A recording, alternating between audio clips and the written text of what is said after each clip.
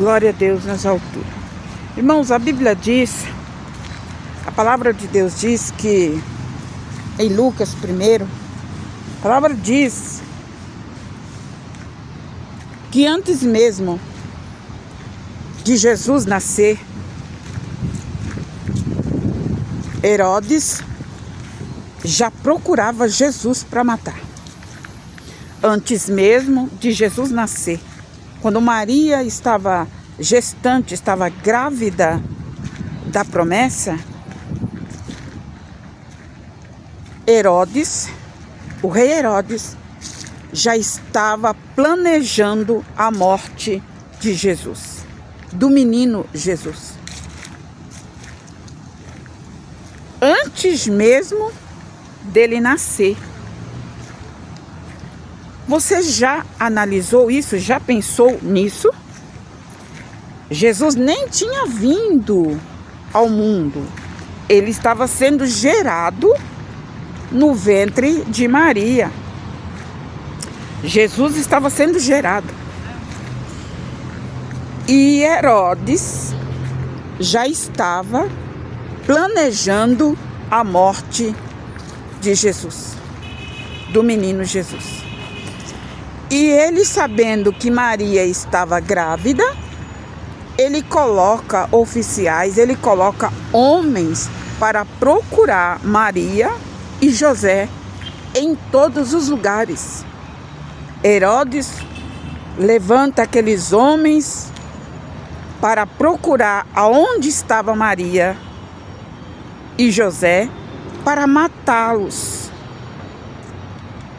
Por causa do quê? Por causa da promessa. Por causa da promessa. Que promessa?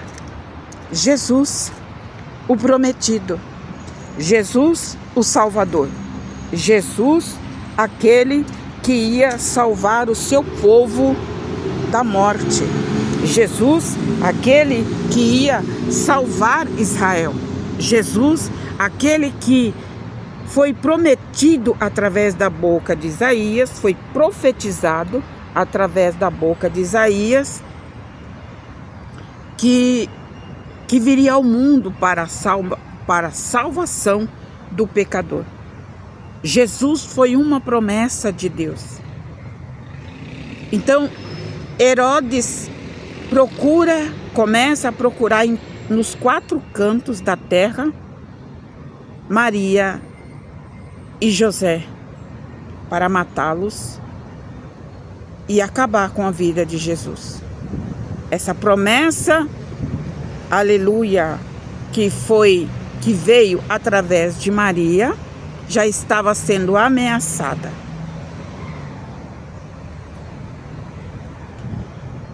E Deus nos colocou hoje essa palavra, irmãos, porque, olha isso, o inimigo das nossas almas, ele sabe. A Bíblia diz que o inimigo, ele não conhece o nosso pensamento,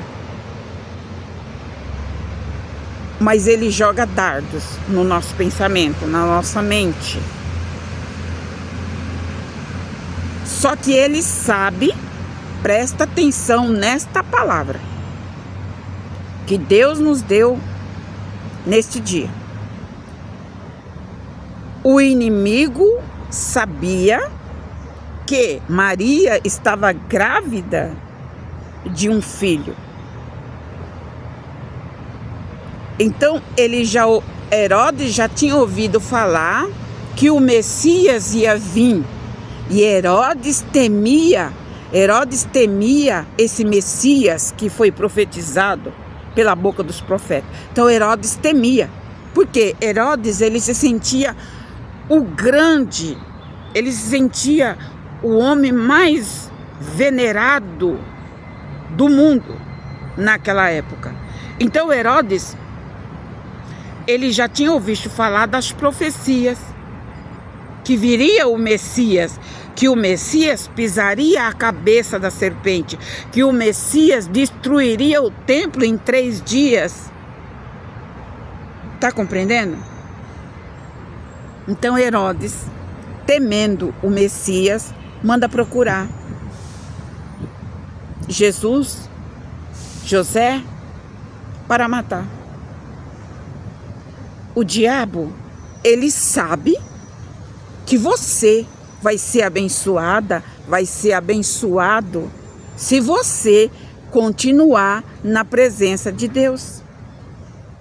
O maligno sabe que se você continuar dando ouvido à palavra de Deus, se você continuar dando crédito aos ensinamentos da palavra de Deus, o maligno sabe que você vai ser abençoado. O diabo sabe disso. Pois ele tem a ciência do que é viver junto à presença de Deus. Ele tem ciência disso.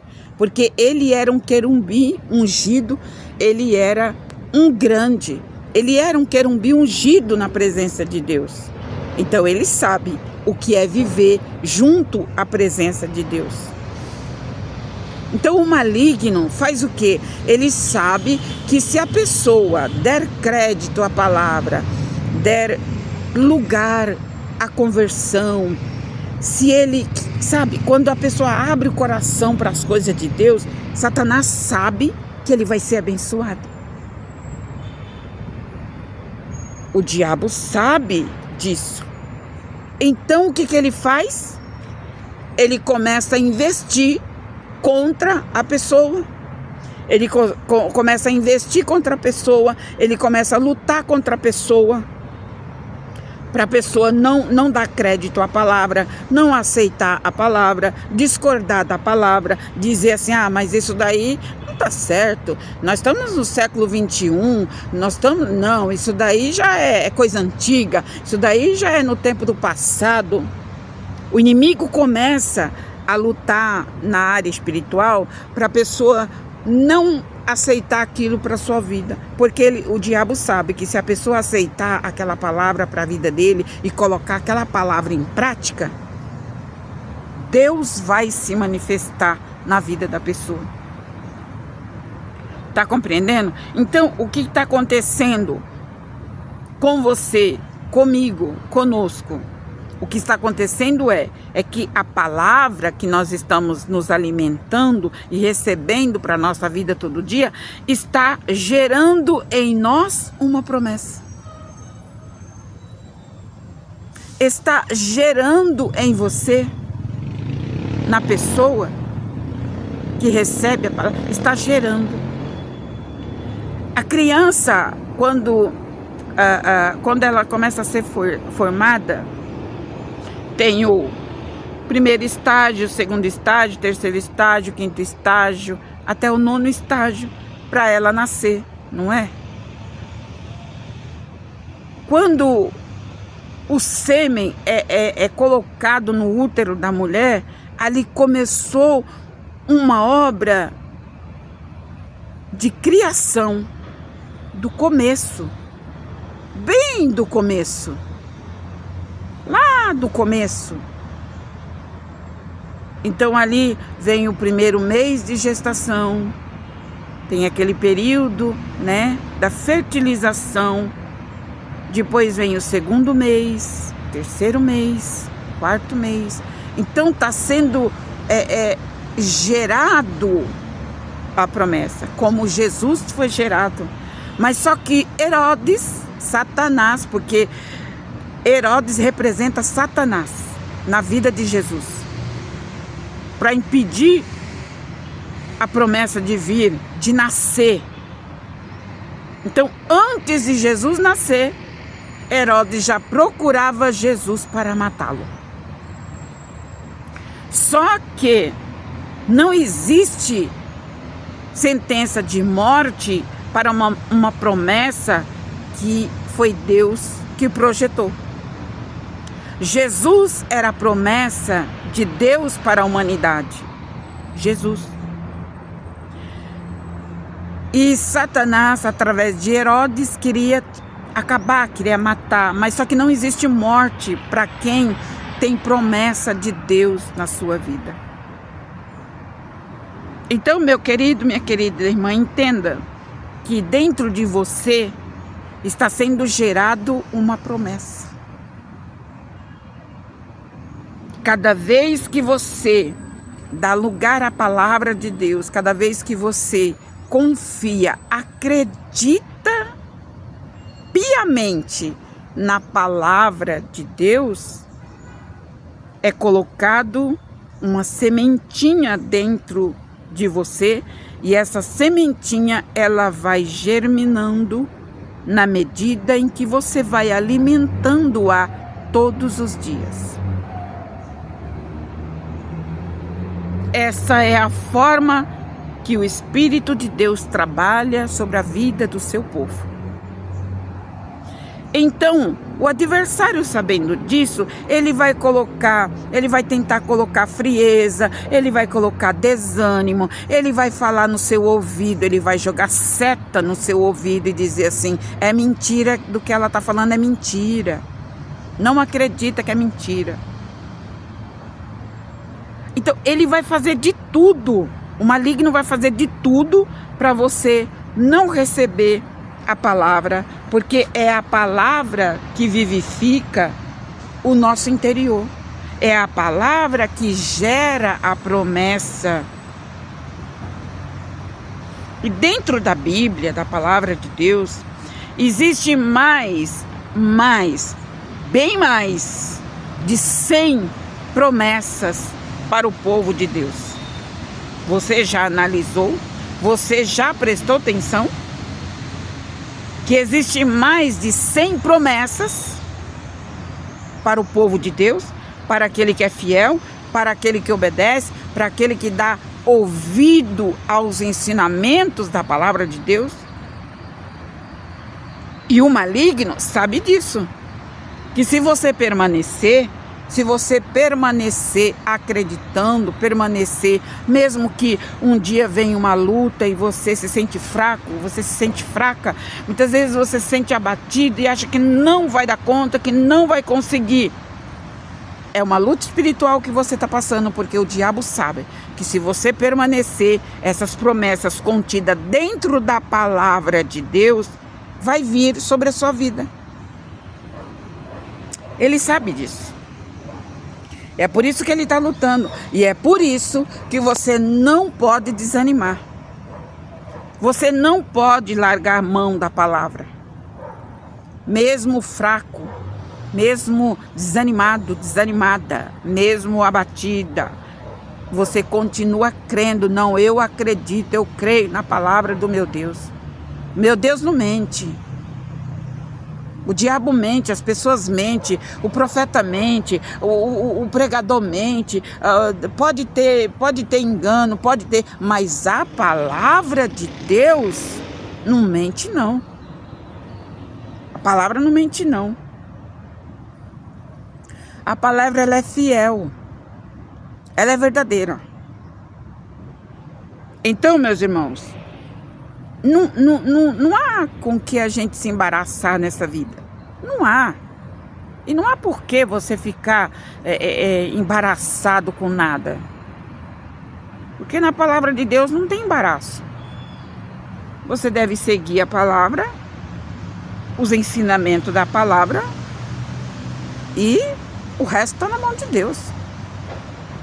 Está compreendendo? Dias atrás, o Senhor, eu fui fazer uma visita, e naquela visita tinha um homem,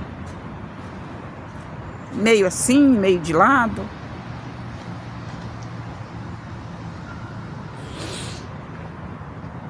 E eu perguntei para ele, eu disse para ele assim, já estava indo embora, já estava saindo já da visita.